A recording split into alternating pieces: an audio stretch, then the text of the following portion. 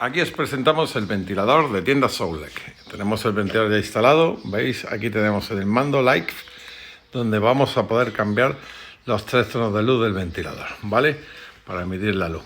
Aquí tenemos el off, esto apaga totalmente el ventilador, tenga luz o esté funcionando. Aquí el fan off, donde apagaremos directamente solo el aire, y aquí tenemos las ruletas donde tenemos del 1 a las 6 velocidades. Si le damos, veis, ya el ventilador empieza a hacer su cometido. Ahora lo tendríamos a velocidad 1, ¿vale?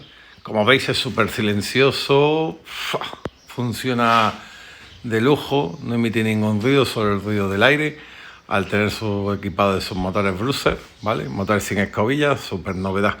Y luego aquí tenemos 1, 2 y 4 que son temporizadores para que esté encendido esas horas. Aquí hacia adelante el modo verano y hacia atrás el modo invierno. Y aquí la forma inteligente de que el ventilador vaya. Es